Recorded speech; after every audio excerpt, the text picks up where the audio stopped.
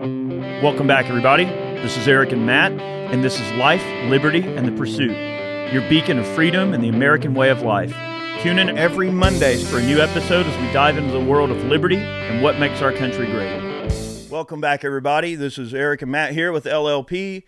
Your home for all things normal in a world of craziness and debauchery. In the world gone mad, hopefully we're the beacon of freedom that shines a light on all the crazy things going on in the world. What's going on, dude? Rock and roll, Johnny. Rock and roll. So today's show is going to be really fun. You know, we've been taking down a bunch of random ideas here, and some of these are going to be pretty interesting, but we decided today to do our show on what skills are used in combat the most. Now, this is kind of an interesting talking point, because I think that it's going to bring some things to light for many of you, and I think people have this sort of preconceived notation, Matt, about what being in combat is like, and what a soldier's job is, and what your duties are. And you know, everybody sees you know, the varying types of different soldiers, right? Like there's always the picture of, well, either someone's an infantryman or they're like a cook. Like that's it. That's the only two jobs in the military, and like there's so many things. So we're going to discuss some of the niceties and findings of it and give some of our experience from our time in the sandbox. Of course, there's going to be a lot of other things we're going to discuss in today's show. But before we get started, I would like to thank our friends at Choq. Our country just witnessed Donald Trump overcome political persecution, an assassination attempt, and the entire deep state to retake the presidency with a historic victory. There's one secret ingredient that allowed Trump to do this, and that's testosterone. What most people don't realize is that testosterone makes men willing and eager to take on challenges. Sadly, too many of us have lost our fight, and that's exactly how the globalists want it. They want us weak, out of shape, and full of estrogen and microplastics with low T. That's why we're excited to partner with Choq. Choq offers a whole lineup of products formulated to increase your energy, focus, detoxify your body, and clinically studied boost testosterone. Ingredients in the Choq Male Vitality Stack have been clinically studied to boost free testosterone in 87% in just 21 days. Unlike with gimmicky vegetable pills or powder, you will feel the difference, and they have the clinical studies to back it up. Right now, you'll get 25% off your Choq subscription for life. Just go to choq.com, spelled C-H-O-Q, that's Charlie Hotel Oscar Quebec.com, and use the promo code LLP. That's Lima Papa. That's 25% off your dang subscription, people. So get yourself your testosterone naturally boosted with Choq. How's your week been? Dude, my week has been absolutely great. You know, I'm back training regularly as I can, back in the wrestling room, back in the jiu-jitsu mats. I mean, it's been one of those phenomenal weeks. You know, everything's going good, and it's a rare occasion, but when it happens, it definitely is awesome. Yeah, I wish I could say the same. It's been a really crazy week for me. There's been a lot going on and everything, and some of you that follow me on Twitter, especially, and I may have posted a few things over on Instagram as well, but some of you know that my trainer, James Searcy, Pitbull, the guy that's in all of my videos with me when I'm doing lifting and stuff, he passed away last week, and it was really unexpected. You know, we all really didn't know what to think there, and it's just, you know, he wasn't really that old, and for us, it's like, it was very sudden, you know. Like, we just had a lifting session that morning. Everything was going well. We were doing some monster squats. Things are looking great. And, you know, you just never know, you know, when it's your time. And, of course, the energy in the gym this week was just completely different. You know, of course, we had lifting sessions, but it's like, you know, there's always that kind of thought that, like, he's always going to be there with us, you know. And it's always hard when you lose someone in that type of way, in that capacity, when it's unexpected, you know. When someone's, you know, when you expect it, it's always different than it being a surprise. And you're like, oh, wait, I just talked to him or something. So it's really tough. And, you know, my thoughts and prayers obviously go out to the Searcy family and to all the folks at Team Pitbull. And, you know, we're going to keep training. We got some meets coming up. We're not going to quit. We're going to keep hitting the ground running and training hard. And we're going to train just like he's there yelling at us the whole time. So, you know, that's all we can do. But it's always tough to lose people. And those of you that have been following me on Twitter, especially, Iraq Veteran 8888 on Twitter, if you dare follow me over there. It's a bit spicy. Some of y'all that have been following me over there, y'all know you know, I posted some photos and some memorial things, and you know, I post a lot of my lifting videos over there. So yeah, that sucks. So pretty crappy week there. Yeah, I remember when you told me about that, man. It's and I know the feeling you're talking about. It's like a somber feeling of like, you know, you just talked to this person or you were just with this person, and then, you know, they pass away suddenly. It is a different feeling than, you know, when it's a planned death, as you say. Cause at least that happens. Like you're expecting it, right? Yeah, like when my grandpa was in the hospital, you know, he's in the hospital for a couple of days, 2 or 3 days. You're getting updates from the doctor, and it's like, okay, you kind of know. You have time to prepare for it. Yeah, you're mentally preparing that something's going to happen, but when it's just so sudden, you get a call and what? You think it's some sick joke or something, and not that someone would joke about that, but damn, you know. Yeah.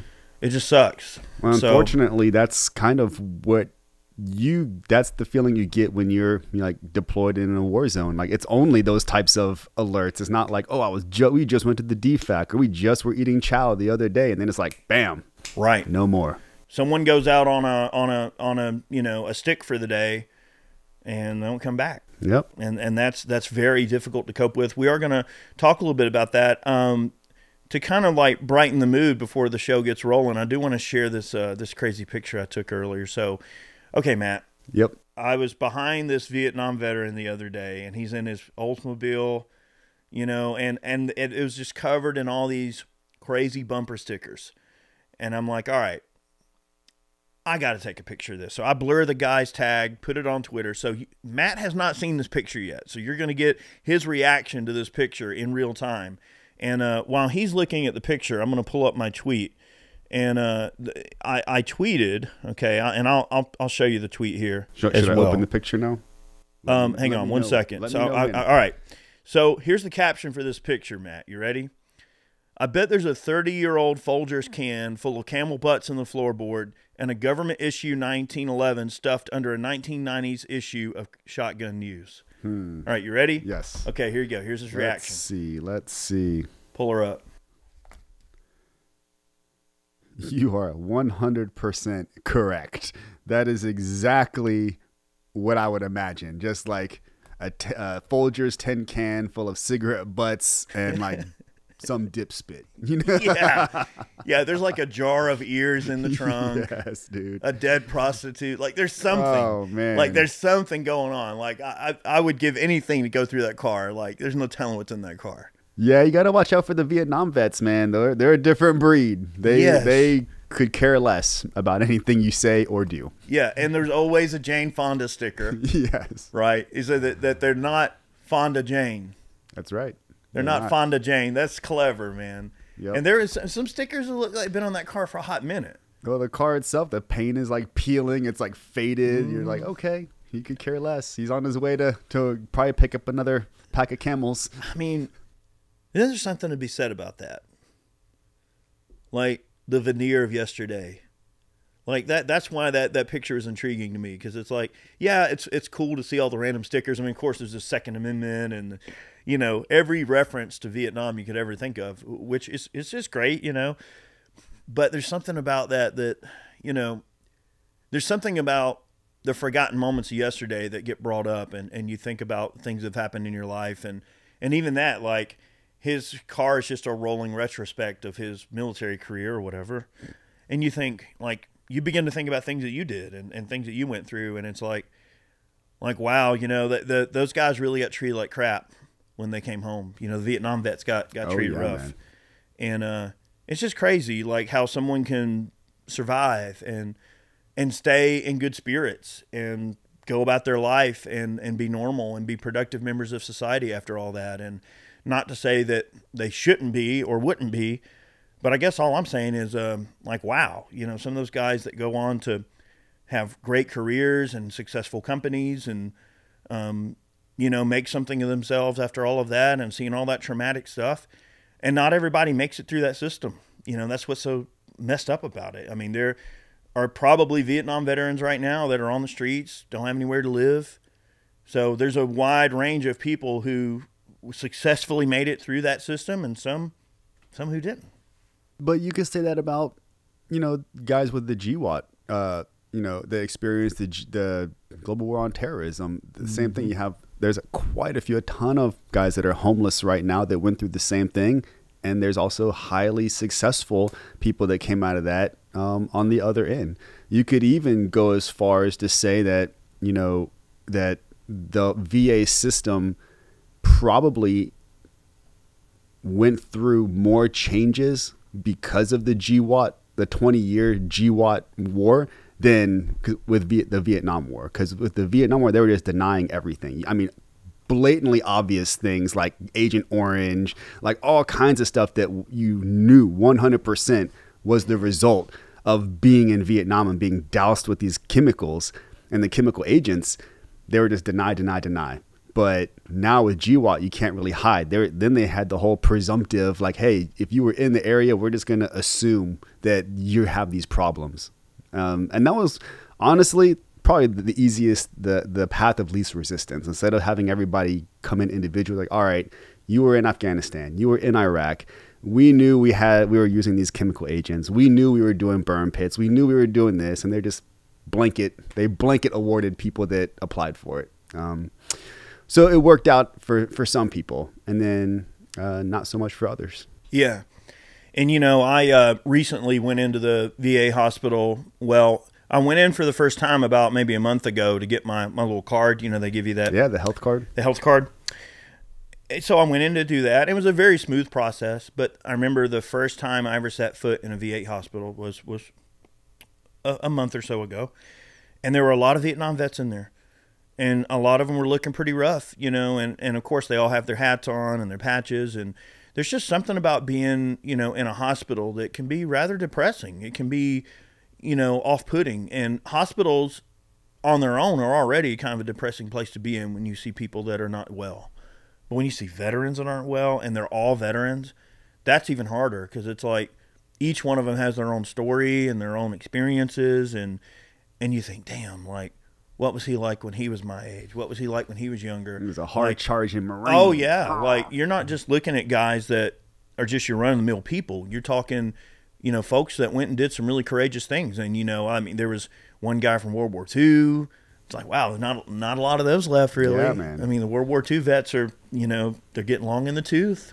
Yeah, you know? I honestly don't know how many more are even still alive. Not that many. Yeah, it's reaching the point now where even like the guys that jumped in and enlisted when they were like 13, because you saw a lot of those stories. They lied about their age. Yeah, they lied about their age. They're Right. jumping in there at the age of 13. Even those guys are up in the 90s now. Right. So to run into a World War II veteran's a pretty rare thing these days. I mean, I ran into a World War II vet in the grocery store about maybe half a year ago, and he looked pretty old. I mean, he had to have been in his 90s, Oh, yeah. but he seemed like he was getting around pretty good. You know, so it's just crazy. But I digress. The point is that, you know, when you go into these institutions and you see all these veterans in one place, it does wake you up. Like, wow, you know, hospitals are bad enough already, but then when it's all the vets too, and you think of what they were in their youth, you know, it's like, wow, it really does make you realize like it's coming for all of us, and that's a scary kind of thing, you know, when you're younger and you see someone who was a true badass in their youth, and then, you know, and they're older. It's like it comes for us all. And I went and did a stress test for the first time this week. I mean, not to get into a whole bunch of business, but it's interesting. They shoot this radioactive goo in your arm, and you run on the treadmill, and they take pictures of your heart.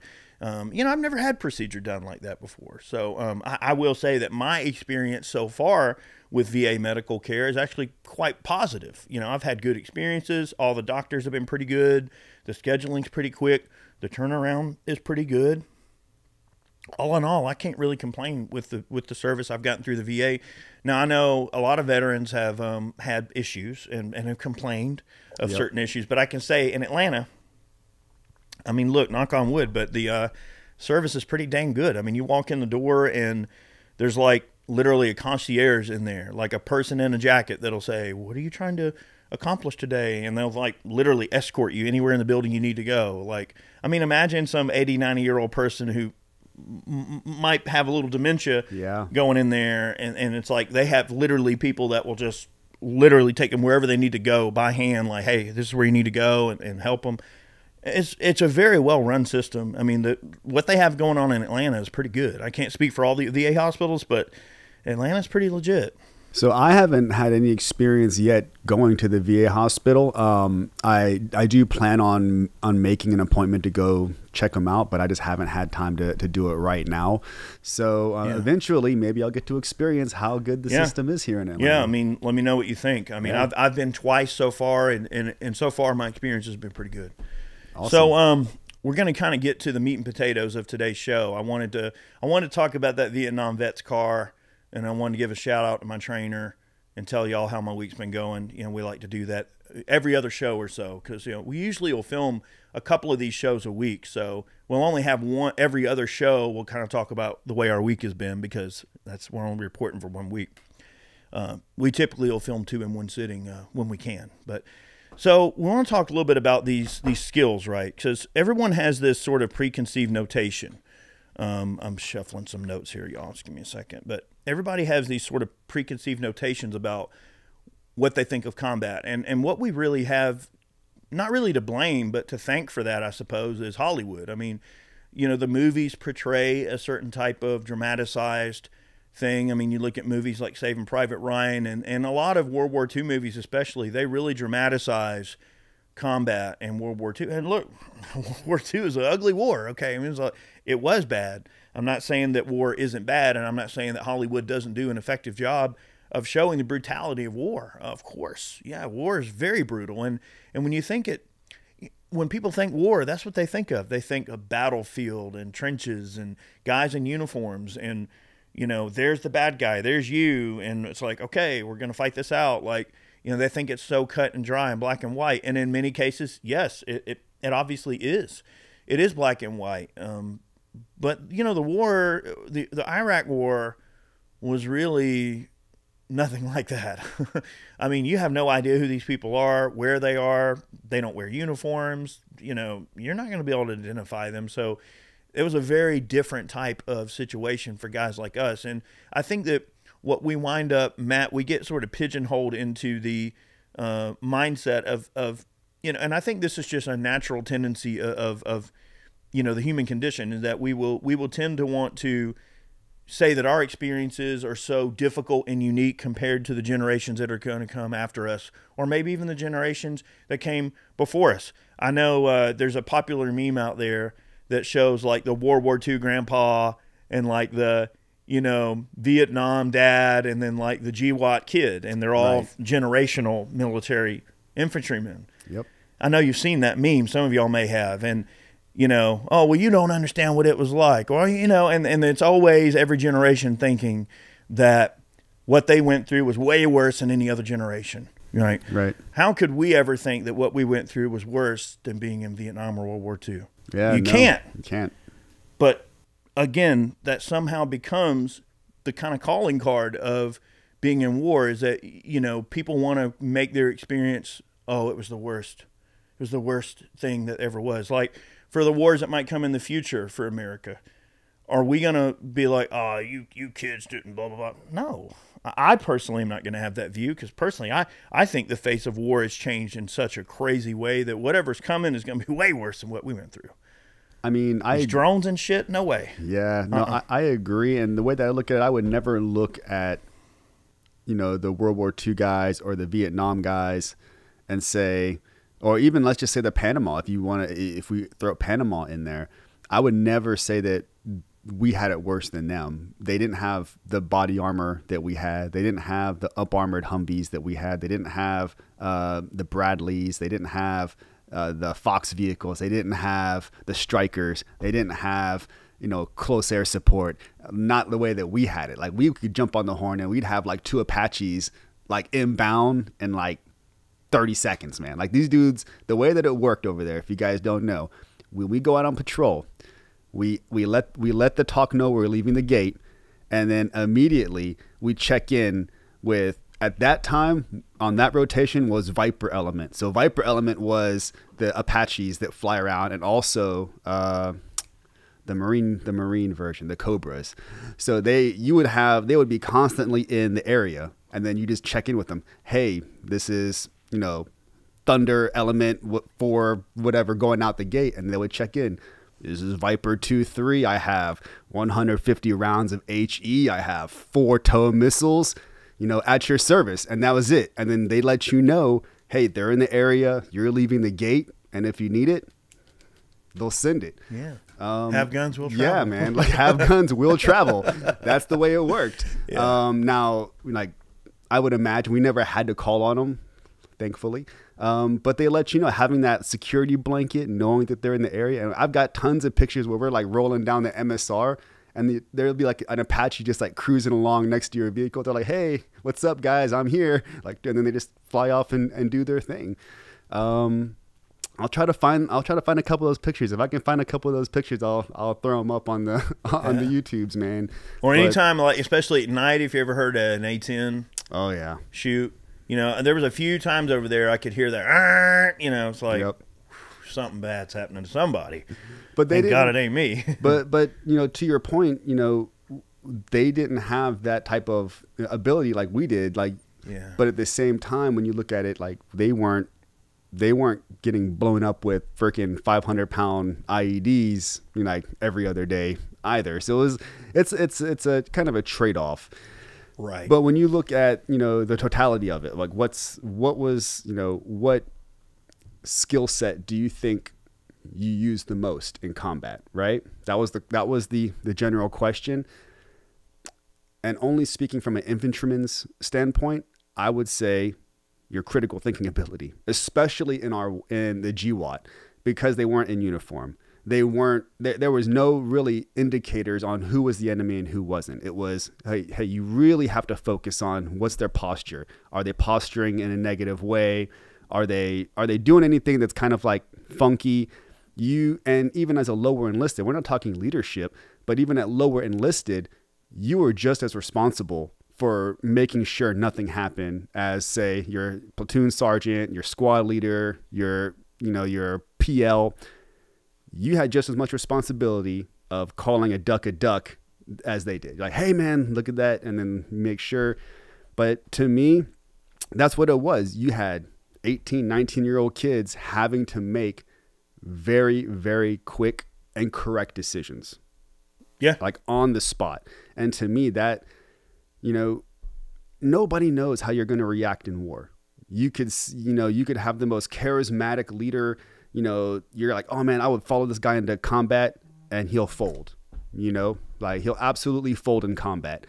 And at the same time, you have guys that you think, wouldn't be that well-rounded or have that leadership ability in combat that just always makes the right calls, man. Like I've seen it time and time again. Like you have guys that they just never make a bad decision. I don't know if it's just because their natural or their critical thinking abilities on another level, but I've seen it. Like they're like, hey, we're going to do this, we're going to do that. And it works out every time.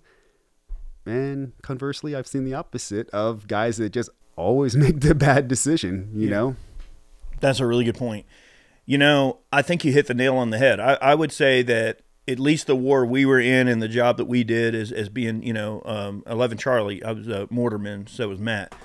And I would say that probably the most important skill is just common sense. Yep. I mean, like, there are certain things in those situations that can't be taught.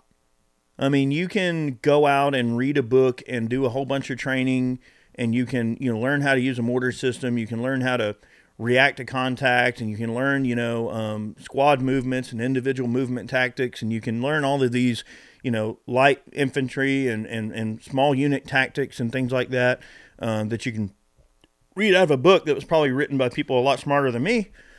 But at the end of the day, you ain't going to use any of that in those situations. Like there was no organized warfare. It was very asymmetrical in that it was basically just a giant guerrilla warfare campaign on their part. And think about it. Why would you attack a larger, more well-equipped, higher technologically advanced force with what you have at your disposal? You're going to get freaking ripped to shreds.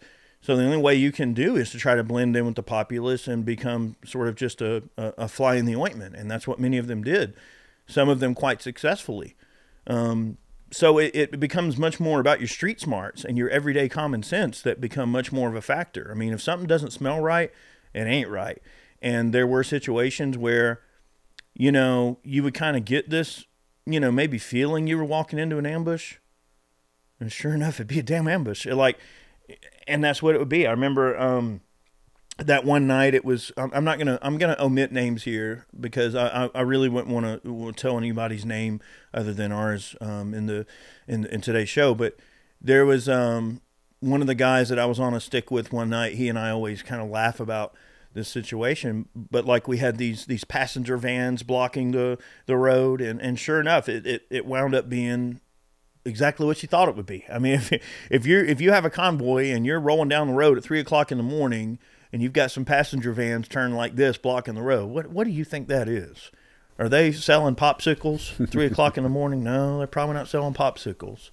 Is it nuns asking for, you know, donations for the church? Probably not a bus full of nuns asking for donations for the church. Okay, it's somebody that has some ulterior plans for the evening for you, and you know, it's just that common sense kind of thing. Like there's probably some gunner that would just think that that's okay and wouldn't even think anything of it, or wouldn't raise the alarm or say anything, and you know, doesn't have the, you know, you got to have some street sense. Like, okay, we're rolling up in this area where the road kind of goes in this low spot in the road. And there's a big bridge overhead. There's retaining walls on either side that have good cover, that are made out of big ass pieces of stone. Okay, so relatively bulletproof against small arms fire. So you're thinking, all right, if I wanted to shoot at a convoy, where would I be? That's where I'd be. Yeah. You have the advantage. You have a high ground. They're going to be lower than you. They're going to be coming in. You've got a good spot to bottleneck them and stop them. And if they're not ready and prepared, yeah, you're in a situation where you may have the advantage. And believe me, when these guys, you know, they don't have night vision, they don't have thermals, they don't have Apaches following them around. So they've got to take every opportunity they can to try to find an advantage over you. And that's really, you know, combat is about outmaneuvering and outthinking your enemy. And everybody thinks that it's all, you know, like in the movies, you know, guys with machine guns and running around. I mean, yeah, that's a factor, of course, but it's really about outthinking your opponent. I mean, it's a game of chess. That's why they call the infantry is the queen of battle, because if a war zone is a chess game, the infantry has the best ability, light infantry especially, to move wherever they want, wherever they can physically go. And what does a queen do on the chessboard? She moves any way she wants to, right? So that's why they call the infantry the queen of battle, not because it's the most important piece on the chessboard, because it's the most versatile piece on the chessboard that can do anything. Nobody wants to lose their queen in a game of chess. That's because right. They're losing that linchpin. They're losing that one piece that can completely change the way that the chessboard is even looked at.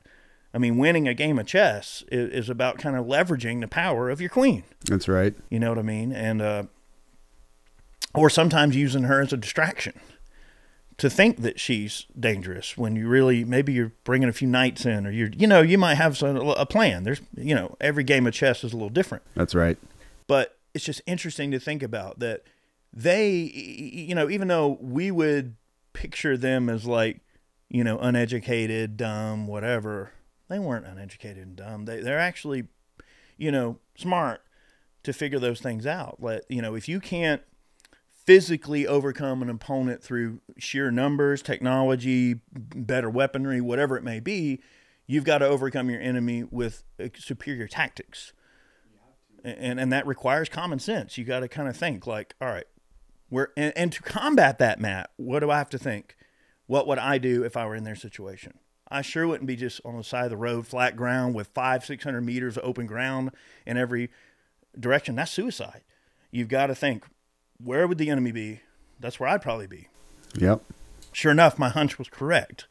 And, you know, I'm not going to say what happened that night, but let's just say that, you know, I was correct. Yeah. Let's just say the team made it back. Yes, we did. We did. Yeah, you draw your own conclusions. Yeah, draw your conclusions. But but that required common sense. It does. And that's something that, you know, you get from being in combat, like being there. So I distinctly remember when we were rotating out, we had, you know, the guys that were replacing us come in, and to see the way that they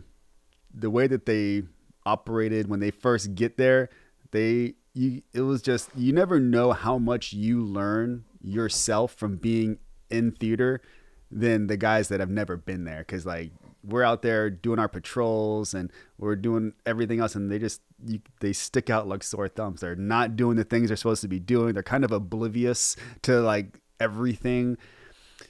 Most importantly, when we were getting mortared, after being mortared for so long, like a year straight, you have a very good idea of what's close and what's not close. So when these rounds start impacting, the guys that have been there, we're kind of like, all right, you know, it is what it is. But these guys are like jumping for cover. We're like, that's really far away. You don't have to worry about that.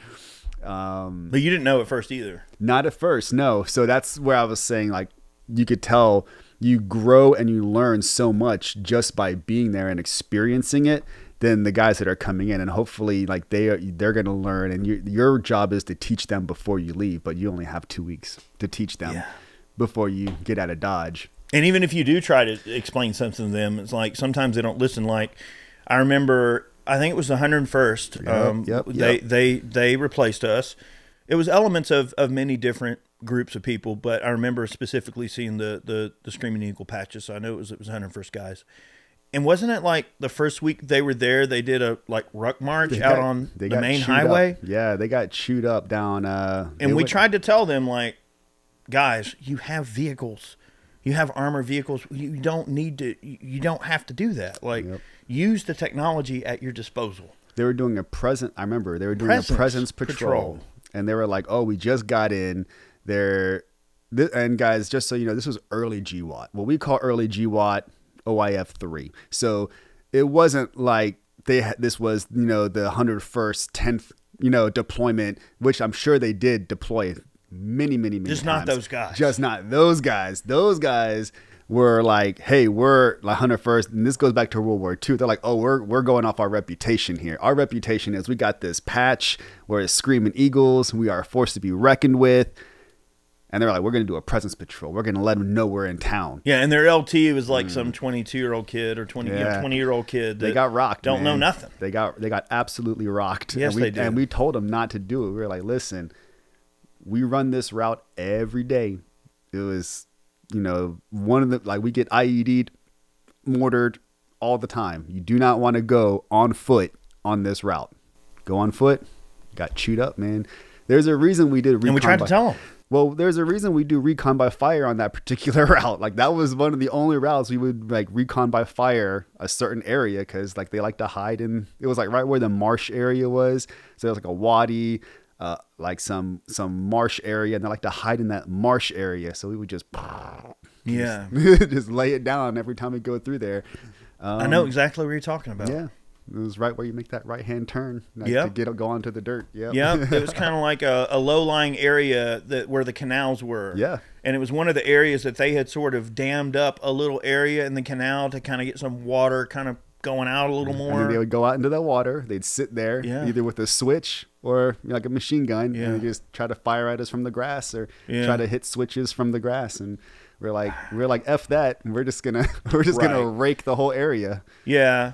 When we started raking the area, that kind of stopped. Yep. Funny how that happens. We didn't have any problems after that. You know, there's something really weird and unnatural about taking a machine gun and just spraying an area, because it's like we're taught that marksmanship is like, you know, you're going to see something, you're going to launch a projectile, and you're going to hit that something, right? But like machine gun marksmanship is not quite the same thing. It's its own thing, man. Machine gunning is kind of this weird art form. Like, you know, have you seen those painters that just take paint and they flail their body around? They just do this and sling the paint everywhere. That's kind of what being a machine gunner is. Like, you're just sort of slinging, and you know where the canvas is generally in that area, and you know you're going to sort of paint, I don't know, a little bit of a horizon. Little Bob Ross action. Yeah, you're going to paint a little, but it's just such a weird feeling. Like, I think that one of the areas that I think civilians tend to get, you know, they don't quite see the side of it, is that imagine rolling down Highway 75 right here, modern highway, right? And imagine, being on a truck with a Ma Deuce or a 240 and just going, well, there's no threat right now, but we're just going to shoot anyway. Yep. And, and that's a weird feeling. Like you're clicking off at safety and you're going, I hope nobody's over there taking a whiz or fishing, or I don't know what they might be doing, but I hope they're not there. And in my mind, I would always think, like, I hope they're not dumb enough to be there, because they know when we go by, that's what we're going to do. But that's the reason you do it. So they know not to try. That's right. There might be other guys that they're not gonna empty a belt into that marsh. There's no other reason for you to be wading out into a marshland and be hiding in the grass. Yeah. Other than if you had nefarious reasons. Well, I mean, and I guess that's kind of part of it. Like when people say the skill sets for combat, a lot of it really is the mental part of it. It's the mental. It's also sort of the mental drudgery. Like, there might be a period of time that goes by for a week or two or more when nothing happens. Oh yeah. Oh God. And yeah. that's the worst, because then you begin to get complacent. Yep. And that's another thing is not being, getting into a mode of complacency. And it's a tactic that the enemy uses. They go, all right, let's cool down, re-equip, lick our wounds, come up with a plan. Let's just ignore these guys for 2 weeks. And you're thinking, well, have they given up? Is the war over? I mean, you think, you begin as we were, you begin to think, well, are they done? Have they had enough? And then all of a sudden something pops off again. And it's like, it's those moments you got to be really watching out for, because you're thinking, well, maybe they've moved to another area of operations, or maybe they're out of equipment. Maybe they're out of bombs, or they're something. Yep. Maybe they're waiting on UPS to show up with a resupply, or whoever it is. What would be what would be their version of UPS? I don't know. They're waiting on the delivery man. Yeah, from Syria, the Syrian guy to show up in the camo jacket, smoking a Camel. I guess that's their UPS man to show up with their Russian ordnance or whatever they're using. But I will say, and look, I might catch possibly some flack for this opinion. I catch flack for a lot of my opinions, but the truth is I tell people what's on my mind and what's in my heart, and I don't really care what people think about what I have to say. But I will say that, looking back on that whole situation in retrospect, I'm not going to sit here and say that I agree with any of their thought process of what they're trying to accomplish, or I agree with their religious ideas or anything like that, or their religious ideals or their morals or principles or values or who they are as people. But it is very safe to say that you do have to respect their tenacity and their willingness to follow through on what they want to accomplish, and the respect they have for their religion, because a lot of that is very religiously motivated for them. And you have to remember that in their mind, they're doing something that's morally pure to them. I don't have to like that. I have my views on what it means to be a Christian for me, versus their religion. But I'm not over there thinking, well, I'm doing this as some crusade or some Christian undertaking. But they're thinking, hey, this is my undertaking to, commit jihad or whatever. And you know what? As much as it pains me to say, you have to respect their, level of commitment to what they believe in. And when you look at today's world and all of the morality that surrounds religious movements, okay, whether it's Christianity or Judaism or Buddhism or whatever, every religion has a moral statute that it kind of lines up with. And sometimes those sort of moral statutes, they don't quite mesh well with Western culture, okay? That's all good and fine. I can agree to disagree. I can say that I don't agree with certain aspects of a religious movement or whatever. But one common denominator, one common thread between those different movements and those different religions is that some people really do believe the Kool-Aid and some don't. And I will tell you, those folks have drank the Kool-Aid. They are head over heels on the path And I think that that's something people should view as being very dangerous, because, you know, those folks really believe what they're doing. Yeah. And that may be an unpopular opinion. I'm not saying I agree with them or I admire them, but I do respect them. And I think that's another thing that people have to remember with all of this stuff, is like, when you begin to dehumanize your enemy in a way that, you know, every war does it, right? I'm not going to say some of the derogatory comments, but you know what they call the Vietnamese soldiers. You know what they called the Germans in World War II. Every soldier, enemy soldier, has some nickname in an attempt to dehumanize them, to make it easier to hate them. And I think sometimes that's the wrong approach. I never fell into that trap. Of course, there was names for our enemy too, but I didn't use those names. I just, you know, for me, I think it's important to respect your enemy, because they are willing to die for what they believe in. And, you know, I think that you have to at least have the respect from human to human. Just ignore the political, religious, moral, ignore all of that and just go, hey, this person has the stones to try to do me harm. You know, and I think from that aspect, I mean, you got to hand it to them. Like, they were brave, like, to stand up to us, because, you know, we were way better equipped than they were. 100%. Way better. 100%. But yet they still achieved some of their goals. And there's something to be said about that level of commitment. So never underestimate the level of commitment your enemy has to the cause. You know, I would agree. And I think that there is a level of tenacity that they showed.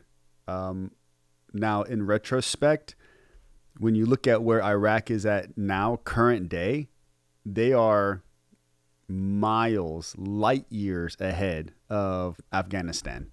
So, you know, if you look at, you know, the cities in Afghanistan, how they're playing out, it still resembles what you would consider in this day and age a third world country. However, if you go and, you know, you look at Iraq, I've seen, you know, YouTube videos and like documentaries of how Iraq is now, and it looks very, like, the major cities at least look very similar to what you would find in like the UAE, Dubai, Kuwait. Very modern, clean. They closely resemble what you would see in a modern Kuwaiti or UAE country. Very surprising, because when we were over there, we were like, this place, no way this place is coming back from where it's at. Like, it was like bombed out, dirt floors, no power, like no running water. It was, for all intents and purposes, it was a de facto third world country. And now you look at it and you're like, holy crap, like, this country made a very, very fast turnaround. So you can't say, you know, we didn't help. I have a strong feeling that the U.S. did kind of push them in the right direction as far as developing the country. Yeah. Now, government wise, I have no idea. I don't keep up with their government. I don't keep up with how they do, you know, even what type of government they have. I don't care. I'm done with that. You know, we have enough problems. Yeah, we did our thing over there. Yeah, boom. But I would say that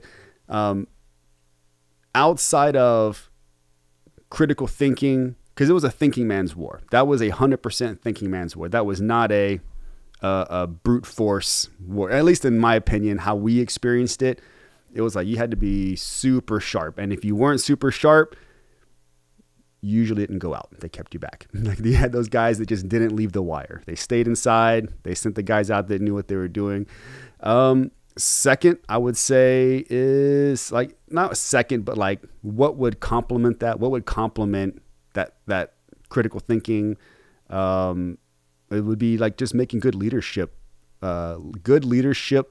decisions, like being a good leader, because how you, even as junior enlisted, you know, when you're out there, how you interact with the civilians, how you interact with the local population can determine how successful you were in that area. You know, lots of times the kids will come up to you. You know, there's times where you see guys just like pushing people away. Like, they don't want nothing to do with them. They're like, get away. If you can make that decision and you can say, hey, these people are good, you know, you can help them out. They'll help you out. That's just from my experience. I will tell you there was one really weird experience. I'm not going to name names, but we were out in the middle of doing something. I think it was during the during the voting, when they were voting, the first vote after like Saddam Hussein had been like captured or something. It was super dangerous time to be outside. Yeah. But and I remember we were outside. We were kind of like blocking off something. And then people started gathering around the vehicles, and we were like, "Oh crap! Like this isn't good," because like they're civilians. Like you're just gonna, you can't just start shooting people, right? It's like they're civilians. And one of these, somebody reached up and grabbed one of the dude's rifles. Like he had his rifle out, and the guy reached up and grabbed the barrel of the rifle. And I'm looking at it from like from another vehicle. I'm like, oh my God, this dude is about to get shot. And then, but that goes back to that, lead. It was a leader that he grabbed, and like he made that decision. Like, hey, I could shoot this guy in the face if I wanted to, but I'm not. But you shouldn't. Yeah. So he just pulled his rifle back, pulled it back. I forget what he did. He definitely yelled at him. Yeah. But it was just like, to me, that was the right decision. Like, yeah, the guy probably wasn't very smart by reaching up and grabbing the rifle, but he was really in no danger of losing it. He definitely had more points of contact. He had more control. He probably realized like this guy, but that's what I'm talking about. Like just having that common sense to like not do that kind of stuff. Obviously he wasn't a threat, right? He's just like grabbing it. Probably doesn't like a gun being pointed at him, and then reaches up and grabs it. Boom. But yeah, I remember that. I was like, holy crap. The guy could have repainted the vehicle. Definitely. Yeah. And we're not talking the type that I was talking about earlier either. We're talking very direct brushstroke there. Respect is universal. And I think that, it's very important to remember that, no matter what rank a person is in the military, in a war, when you're all in danger, everyone's the same rank, really. And that sort of goes out the door. And I know that sounds crazy, but when bullets start flying, you don't really care what someone's rank is anymore. All it is, hey, you're a set of eyes that has my flag on your shoulder. Therefore, your word's going to be gospel. If you say the boogeyman's around the corner, boy, I'm going to believe you. And it doesn't matter if I'm an E8 and you're an E2 or vice versa. All I know is I'm going to trust that person's word. If he says it's dangerous around the corner, I don't care what rank that person is at that point. When the bullets start flying, all that goes out the door. You start using first names. It's like you don't even, at that point, you're just Americans. And it strips away all of that formality.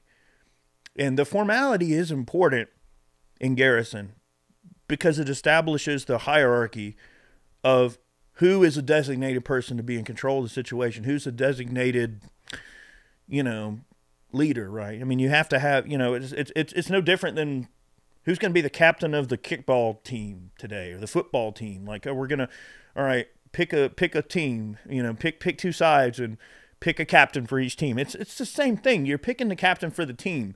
But if you're playing dodgeball and the captain gets taken out in the first wave of dodgeball, well, guess what? You still have to go on and play the game. And that's what war is. If you're out there and the leader gets taken out, well, guess what? You're the damn leader now. Like, everyone's the leader. But at that point, the point is just to survive. So there is a hierarchy of discipline that we try to achieve in garrison. But when all that goes out the window when it's dangerous. And I think that,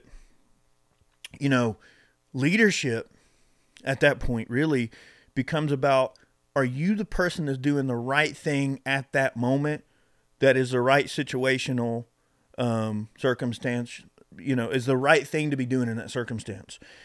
And I don't really want to talk about this in a lot of depth because I don't want to talk about it.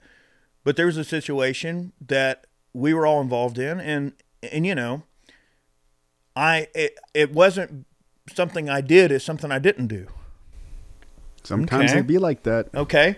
So it wasn't something that I did that helped the situation. It's something I chose not to do, just like your situation. Okay.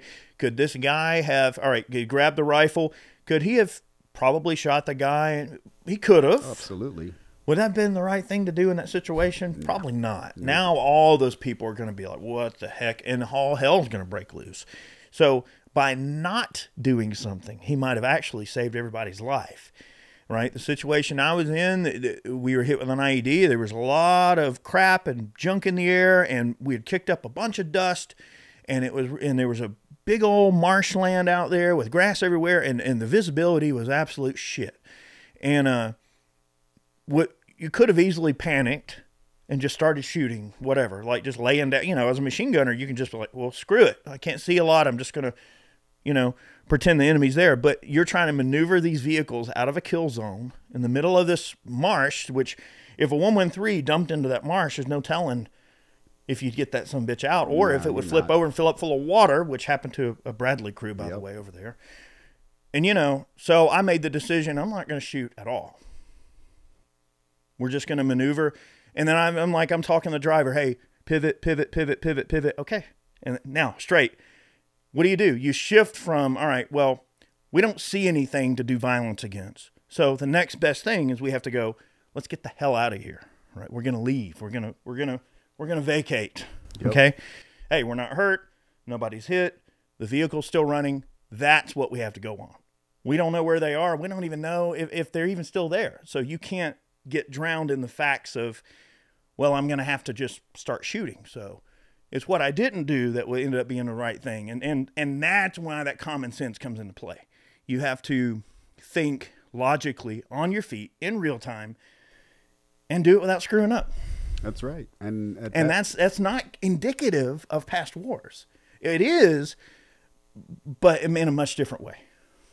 I would agree. And I think that, you know, sometimes you have to do that because let's say, for example, you did start shooting and you were the lead vehicle. Yeah, what if I hit my own people? Well, what if the driver didn't go? What if the driver said, you know, I'm going to hang out here because he's laying down fire. And then now you have the guys behind you, the second vehicle, the third vehicle, stuck in their position and can't move. And then you get hit with a secondary IED because you started shooting. So, I mean, you have to play the room. You know, you got to get out. Your first goal is to get out, like to escape the kill box, and then you can do what you need to do. Imagine an infantry unit in World War II, okay?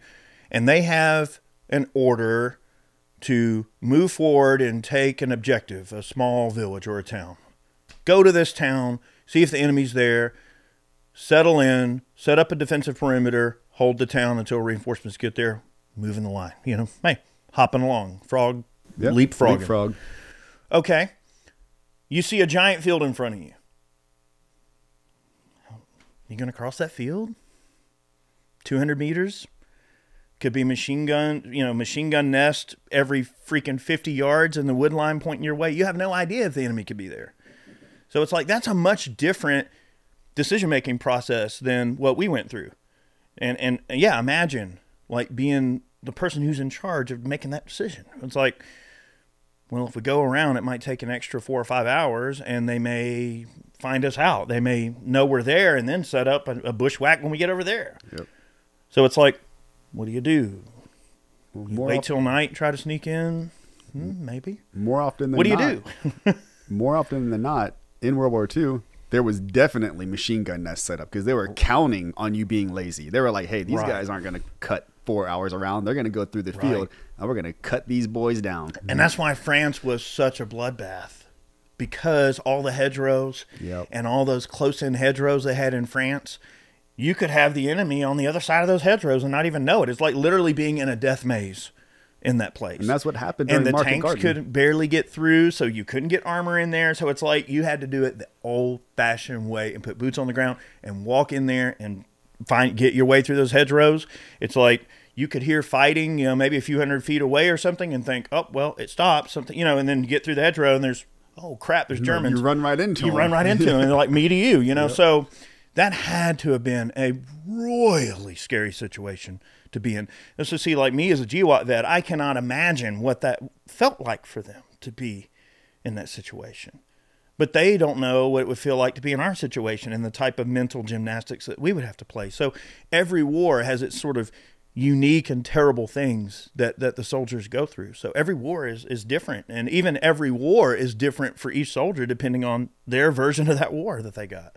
You know what's funny is I was just thinking about this the other day, and I don't know why, but it's like it was a shower thought. So you guys have like those shower thoughts where you're like in the shower washing, you're like have that little thought. Yeah. And I was literally thinking of this. I was like, man, you know what we didn't have to worry about in Iraq with CQB, like like room clearing. We didn't have to worry about people shooting through walls because everything was like either like cinder block, concrete, like, or really thick mud. Wasn't conducive to like, you know, taking fire through walls. But then I was like, well, what about the guys in World War II? You often see it. They'll just rake the room right through the walls. Vietnam, rice huts, man. These guys are just shooting right through the house. But GWAT, we have to worry about that. We knew like, hey, this is a solid brick wall. They're not going to sit here and spray this room. But conversely, we can't spray the room either because it's just going to bounce around like a little meat shredder. The difference is we know that. We understand that distinction. They don't. They don't care. They'll just rip in the room. They don't care. But I mean, that's like, it's just so funny how you brought up that analogy, because I was thinking in the shower, I was like, man, that's one thing. I was like, good thing we have to worry about that. Continue washing my hair. You know, and, you know, I know we're kind of getting on time on today's show. We're getting into the weeds. But I will say that you hit the nail on the head, freaking perfect, Matt. Shower thoughts. Like, that completely closes the loop of this conversation in a way that people sometimes will never be able to truly understand. Like, yeah, having like 15 years later, having the thought of, I wonder if I would have did this or did that. Yes. And you go through these scenarios of, well, what if I yes. wouldn't have did this? What would have happened? And that sticks with you and it screws with you. And quite frankly, those memories come up, and sometimes those memories are not good. Yep. Okay. It's good when the memory is, hey, no one got hurt. It was sketchy, but hey, we're glad we walked away with all our fingers and toes. Everyone's alive. Whew. And you go, wow, what did we learn here? You know, and it's interesting to have that sort of internal after action review but that after action review kind of happens for the rest of your life. Yeah. That's kind of the nexus of it, is that after action review now becomes a part of your everyday life, whether you like it or not. And whether you want to call that, you know, post-traumatic stress syndrome, I mean, that could be a part of post-traumatic stress, or it could just be being wiser, you know, being more learned in the subject. And you kind of, you know, when you become a student of war, even if it's a limited war, even if it's, maybe you didn't see anything absolutely crazy. Maybe you weren't a combat MOS, but maybe you were guarding a chow hall or guarding something on a talk somewhere or whatever, and you saw a mortar land and hit someone and you had to help. That alone, I mean, that's traumatic. You're still seeing the effects and the terrible consequences of war. And, you know, there were many situations where I think one of the camps that we were on, it was one of the, I think the commissary got hit by a mortar or something. Or was it the PX? The PX got hit. That was Liberty, and they hit. It was either Stryker. It was Stryker. It was Camp the PX Stryker. got hit by a mortar of all places. With rockets. It was a rocket. It was rockets that got hit. God. And I remember. Did anybody get hurt?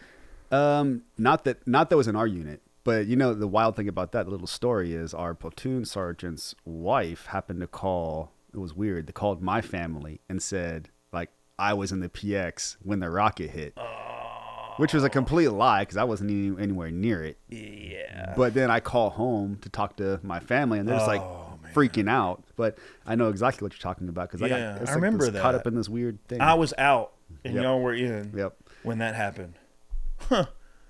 See, again, it's like you think of these things. I haven't thought about that in 20 years. Yep. And here I am, like, remembering, like, okay, what would someone on post would have dealt with that maybe I didn't deal with? And that was one instance that came to mind. It was like, you know, imagine you're guarding a PX, and it's like, and you're thinking, I just load and unload and load my gun on duty every day. Don't fire a single shot. But hey, someone's got to guard the PX. Yeah. I mean, bottom line is someone's got to stand watch in certain areas, you know, and sentry duties, right? If you ever wonder And those what, guys were MPs, weren't they? it was so the MPs did like convoy stuff. It was the Air Force Special Security Forces. The Air Force Security Forces were the guys that were doing gates, like the main gate to come out and stuff. Those guys, when we would leave camp, I remember one time they were test firing their machine guns off the tower, and they had M60s. Oh boy, they were test firing their M60s. And I looked up there and was like, is that a pig? And it's like, these guys are running M60, man. Like, the Air Force guys had M60s. Yeah. I'm like, okay. And it's just weird to think, like, there's some, grunt, Air Force grunt, cleaning the gas puck on an M60. Like, those things get nasty. They do. And that's just wild to think, like, we're still using that freaking thing. It's a little bit more complicated than the 240, know? Yeah, I think the bolt on that gun can be put together a couple of different ways. On the early version. So I think they corrected that problem later on. But it was always interesting to hear that pig talk, because it had a very distinctive rate of fire over the 240. Yep. Good times, man. I mean, like, this could probably be a 2-hour podcast if we really want to jump in the weeds here. But no pun intended.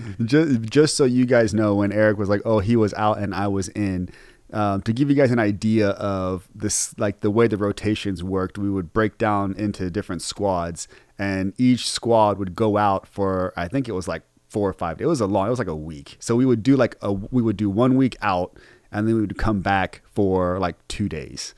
So we would do 48 hours like downtime, and then we would rotate back out for like another like 3 to 5 days, depending on what that mission was. And there was obviously 4 squads, so then we would all like rotate. So at some point in time, there was like 1 or 2 squads out, 1 or 2 squads in, and when you had your downtime, you just left to deal with your own devices. There wasn't really too much to do, like do your maintenance on your vehicles, clean your weapons. It wasn't really downtime. I mean, you still had responsibilities to take care of, but I would say, you could go to the gym, work out if you wanted to. You could go to the chow hall, maybe go to the PX and buy you, DVD player or something. The little, I mean, at least have some sense of normalcy. But visit a little black market that's outside the gate. Yeah, the little black market.